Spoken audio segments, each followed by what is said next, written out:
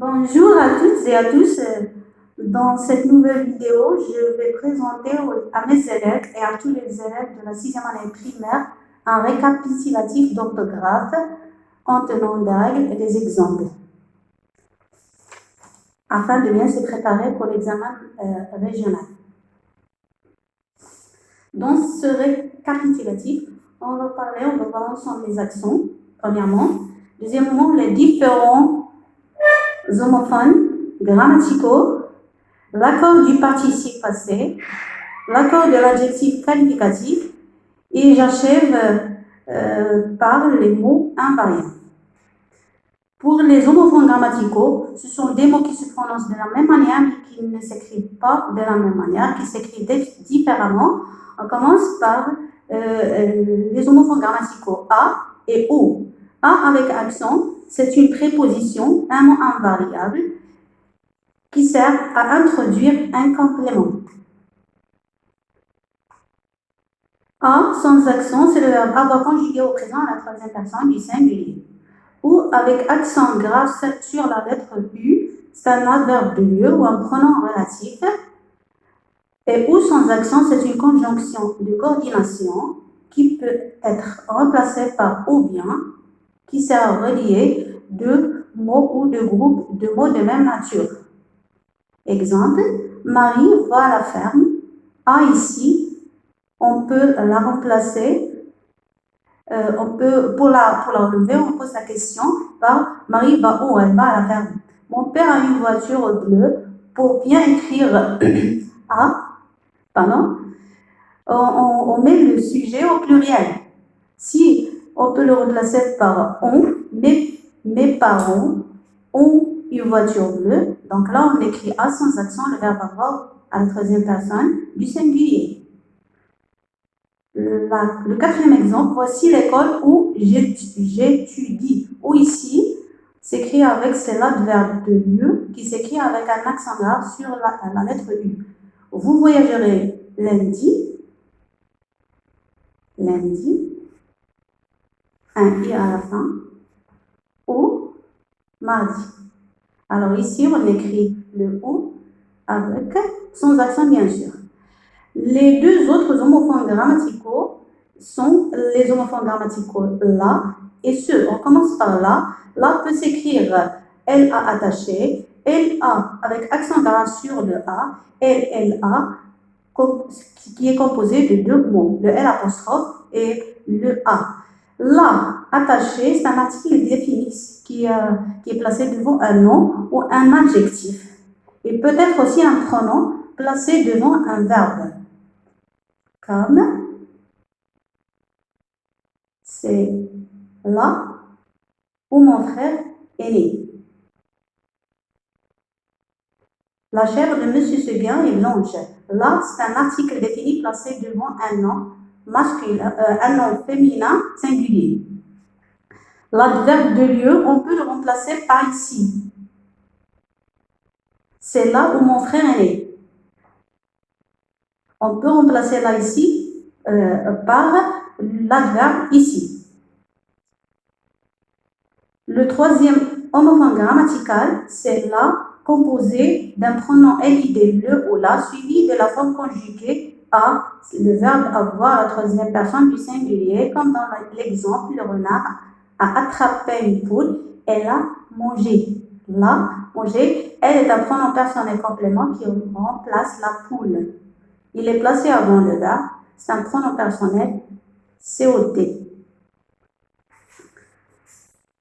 On passe maintenant aux homophones grammaticaux ce et c'est. Ce s'écrit avec CE, c'est un adjectif ou un pronom démonstratif placé toujours devant un nom ou un nom masculin singulier.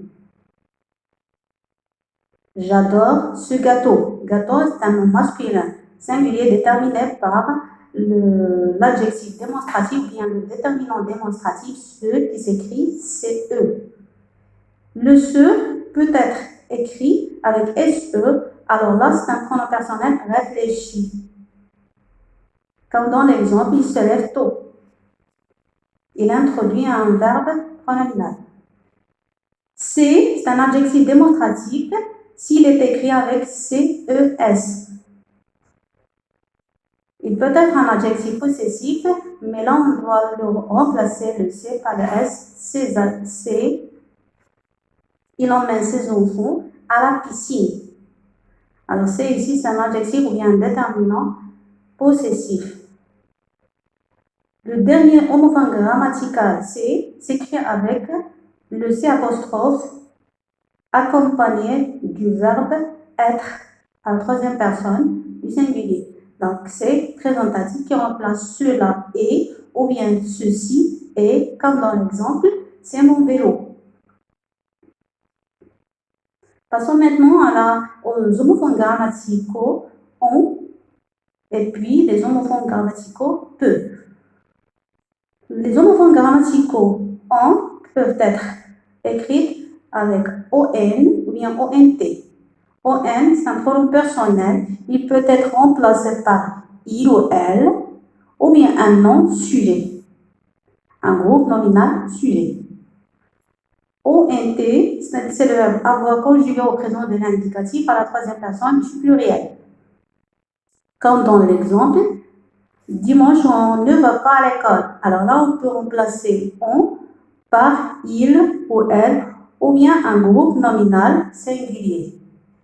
Le deuxième exemple, ils ont passé la journée à la forêt. On va écrire ici le verbe avoir, conjugué à la troisième personne du pluriel. Les autres homophones grammaticaux sont et sont. Sont, S-O-N, c'est l'adjectif possessif placé devant un nom ou un groupe nominal masculin singulier, que je peux remplacer bien sûr par ça, si je remplace le groupe nominal par un nom féminin. Sont peut être écrit avec S-O-N-T. Alors là, il s'agit du verbe être conjugué au présent de l'indicatif à la troisième personne du pluriel, comme dans l'exemple, ils sont dans le hall de l'aéroport. Les autres homophones grammaticaux, on va parler maintenant de peu, les homophones grammaticaux peu, qui comprend trois orthographes différentes. Peu avec PEU, PEUX et PEUT. Peu avec PEU, c'est un adverbe qui indique une petite quantité. Alors que peu avec X, c'est le verbe pouvoir présent de l'indicatif à la première et à la deuxième personne du singulier. Le X peut être remplacé par T si le verbe est conjugué à la troisième personne du singulier. Comme dans les exemples, les fleurs de mon jardin poussent peu à peu. Ici, on indique la quantité, une petite quantité de fleurs, des fleurs qui poussent dans mon jardin. Je peux dormir seul dans ma chambre. Peu ici, je vais l'écrire avec X puisque on doit l'accorder avec le sujet qui est à la première personne du singulier. Si je remplace le je par il, là je vais écrire peu avec T. Comme dans l'exemple, il peut rejoindre ses amis, peu ici, et accorder avec le sujet à la troisième personne du singulier. Passons maintenant aux autres homophones grammaticaux, quel. Alors quel ici comprend plusieurs écritures selon le cas. On peut écrire quel avec pluriel, singulier, pluriel, masculin ou féminin. On peut l'écrire avec deux mots, le que et id plus le pronom personnel elle. Alors lequel avec pluriel, c'est un déterminant ou bien un adjectif exclamatif ou interrogatif qui s'accorde en genre et en nombre avec le nom auquel il se rapporte. Comme dans l'exemple, quel beau tableau. Ici, on va écrire quel au masculin singulier puisque le mot tableau est un nom masculin singulier.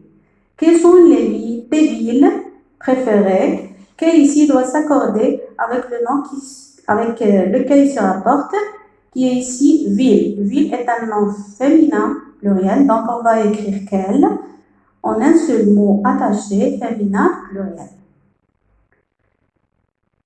On a aussi quel qui est composé de deux mots, la conjonction de subordination que, suivie du pronom elle, singulier ou pluriel. Comme dans l'exemple, l'institutrice informe ses élèves qu'elle sera absente cet après-midi. Pour s'assurer de la bonne orthographe, je peux remplacer ici elle par il. Si ça marche, donc mon écriture, mon orthographe est correcte. Passons maintenant aux homophones grammaticaux, mais qui comprend plusieurs écritures, à savoir mais avec MES, mais avec MAIS, mais METS et mais MET. Pour le premier mot, mais MES, c'est un déterminant possessif pluriel, féminin ou masculin. Le mais avec MAIS, c'est une conjonction de coordination qui exprime une opposition. Comme dans l'exemple, il est riche, mais avare. Alors, mais ici exprime une opposition. Normalement, une personne riche doit être généreuse, alors que celui-ci est riche, mais avare. Mais avec METS, c'est le verbe mettre au présent de l'indicatif à la première et la deuxième personne du singulier. À la troisième personne du singulier, on enlève le S et on l'écrit MET. C'est toujours le verbe mettre au présent de l'indicatif à la troisième personne du singulier. Comme dans l'exemple, je mets toutes mes affaires dans mon cartable. Le premier mais, c'est le verbe mettre à la première personne du singulier. Et le deuxième, puisqu'il introduit un nom pluriel, on l'écrit ici, le déterminant possessif, MES. Passons maintenant à l'accord du participe passé. Le participe passé des verbes conjugués avec l'auxiliaire avoir ne s'accorde jamais avec le sujet, mais il s'accorde seulement avec le complément d'objet direct placé avant le verbe.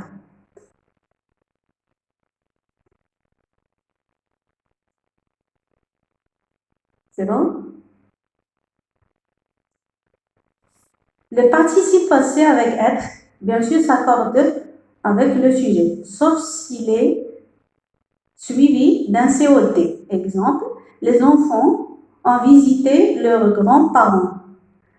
Le participe passé ici, on ne va pas l'accorder, il va rester invariable puisqu'il est conjugué avec l'auxiliaire avoir et il n'est pas précédé d'un COT. Donc, il va rester invariable. Le professeur a donné des interrogations aux élèves. Ils les ont terminées tout de suite. Pour le premier participe passé, c'est donné, il va rester invariable, c'est-à-dire il ne va pas s'accorder avec le sujet puisqu'il n'est pas introduit par un COT, par un pronom COT. Mais le deuxième, le participe passé terminé, même s'il est conjugué avec l'auxiliaire avoir, mais il ne va pas s'accorder avec le sujet, alors qu'il va s'accorder avec le pronom COT, les. Les ici remplace des interrogations. Des interrogations, c'est un nom féminin pluriel, donc terminé va porter la marque du féminin, le E, et la marque du pluriel, le S. Dans le troisième exemple, l'infirmière est entrée au dispensaire. Est entrée, c'est le verbe entrer conjugué avec l'auxiliaire avoir. Parmi les 16 verbes qui se conjuguent avec l'auxiliaire, plutôt avec l'auxiliaire être, donc il va s'accorder puisqu'elle n'est pas suivie d'un COD. Au dispensaire, c'est un CCL, donc entrer va s'accorder avec l'infirmière, un sujet féminin singulier. Le deuxième exemple, c'est laver les mains. On parle de l'infirmière toujours, c'est un sujet féminin, mais le participe passé laver restait invariable. Pourquoi? Parce que les mains est un COT, donc laver va rester invariable. Il ne va pas s'accorder même s'il est conjugué avec l'auxiliaire être. Passons maintenant à l'accord de l'adjectif qualificatif. Donc, comme vous le savez, l'adjectif qualificatif s'accorde en genre, c'est-à-dire féminin ou masculin, et au nombre au singulier ou au pluriel avec le nom qui qualifie. Exemple, un homme sportif.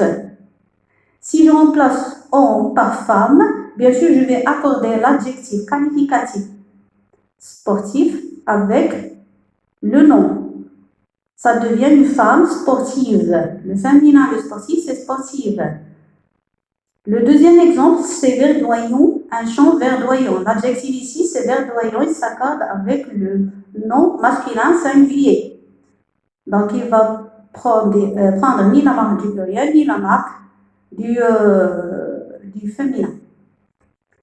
Le deuxième exemple, une prairie verdoyante. Alors ici, verdoyant a porté la marque du féminin de E parce que le nom est au féminin. On achève maintenant avec les mots invariables. Donc, les mots invariables ne changent jamais d'orthographe, quelle que soit la façon dont on les utilise. Il faut apprendre leur orthographe par cœur. Bien sûr, il existe 4 classes de mots invariables. Il existe 4 classes de mots invariables. Il y a les adverbes, les prépositions, les conjonctions et enfin les interjections.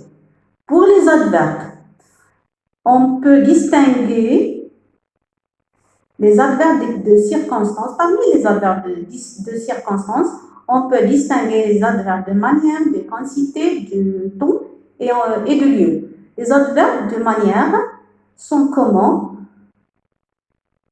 Un adverbe de manière, comment? C'est un mot invariable qui ne change pas d'orthographe,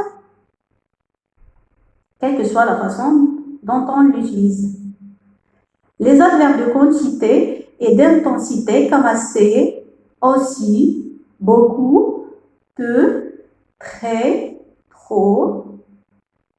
Par exemple, mon voisin est très gentil. Même si je remplace mon voisin, je le mets au pluriel, ça devient mes voisins sont très gentils. Gentil va porter la marque du pluriel, mais très va rester invariable parce que c'est un adverbe de manière.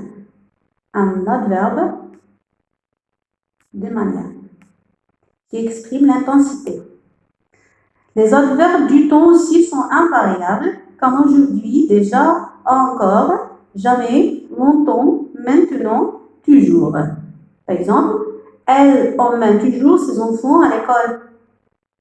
Même si je remplace comme le premier exemple, elle, si je le mets au pluriel, ça devient elles emmènent toujours leurs enfants à l'école. Donc, le mot toujours est resté invariable. C'est la même chose pour les adverbes de lieu, dessous, dessus, là-bas, etc. Par exemple, il est là-bas depuis quelques jours. Ça reste aussi invariable. Les prépositions invariables, il existe plusieurs prépositions invariables comme après, avant, avec, dans, pendant, sans, sous, sur, etc. Exemple, Nabil est parti chez son grand-père. C'est la même chose pour les deux premiers exemples. Si je remplace Nabil par un sujet pluriel, je vais dire Nabil et sa sœur sont partis chez leur grand-père. Chez reste invariable. Les transformations, on les fait sur l'ensemble de la phrase, alors que l'adverbe, la préposition chez reste invariable. Pour les conjonctions, c'est la même chose. Il existe 7 conjonctions de coordination, mais où est donc en écart? Ce sont des conjonctions invariables. Par exemple, voulez-vous du thé ou du café? Ou, ici, c'est une conjonction de coordination invariable. Les conjonctions de subordination sont des mots invariables aussi. Exemple, comme, lorsque, parce que, etc.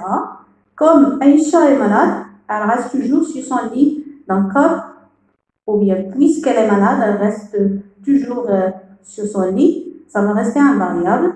Et bien sûr, les interjections. Par exemple, aïe, tu m'as fait mal au doigt. Ça reste toujours invariable. C'est parmi les interjections. Parmi les autres mots invariables, il y a les noms et les adjectifs qui se terminent par l'une de ces trois lettres, le S, le X ou le Z. Tous les mots ou bien tous les noms ou les adjectifs qui se terminent par l'une de ces trois lettres sont invariables, c'est-à-dire ils s'écrivent ainsi au singulier et au pluriel. Par exemple, un bois s'écrit avec un S au pluriel. Si je le mets au pluriel, je dis des bois, ça va pas changer d'orthographe. Un maïs, la même chose. Un bras s'écrit comme ça, au singulier au pluriel. Un choix, un époux. Un nez, un prix. Du gaz. Bas, c'est un adjectif. Confus, la même chose. Divers, gros. Ennuyeux, fameux. Délicieux, orageux, etc. Alors, c'est fini pour cette séance. La séance prochaine, Inch'Allah, je vous parlerai de la comparaison. D'ici là, portez-vous bien et merci de votre attention. Au revoir.